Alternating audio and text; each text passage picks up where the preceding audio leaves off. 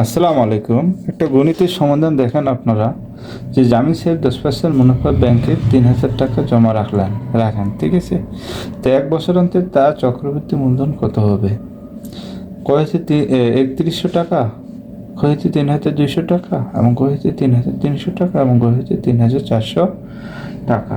তাহলে এখানে আপনার সমাধান কোনটা হবে, ঠিক আছে? তাহলে দেখেন যে আমরা জানি কি জানি চক্রবৃদ্ধি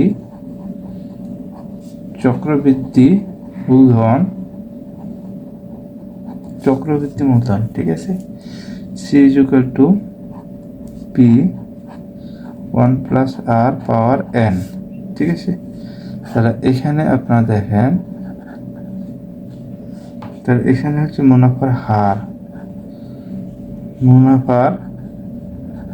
হার আর হচ্ছে 10%, আর হচ্ছে 10/100, ঠিক আছে? 10/100 সময় n হচ্ছে 1 বছর, ঠিক আছে? আর মূলধন হচ্ছে পি, এখানে 3,000 টাকা। তাহলে আপনার দেখেন এখানে বের করতে হবে মূলধন, ঠিক আছে?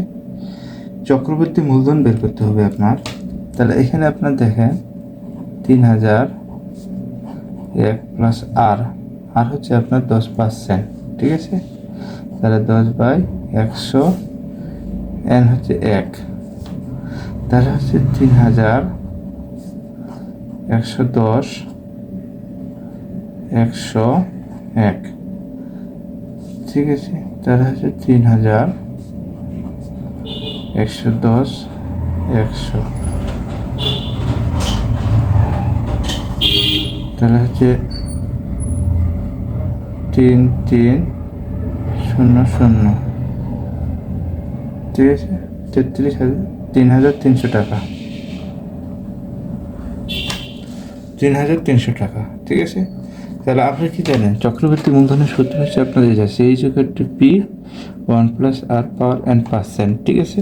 তাহলে আমাদের এখানে দেওয়া আছে আর হচ্ছে 10%, তার 10/100 সময় হচ্ছে n হচ্ছে 1 বছর, মূলধন হচ্ছে পি 3,000 টাকা, ঠিক আছে? তাহলে আমরা যদি ক্যালকুলেশন করে উত্তর পাচ্ছি 3,300 টাকা। তাহলে 3,300 টাকা হল এই গণিতের সমাধান, ঠিক আছে? 3,300 টাকা এই গণিতের সমাধান। ধন্যবাদ আপনাদের।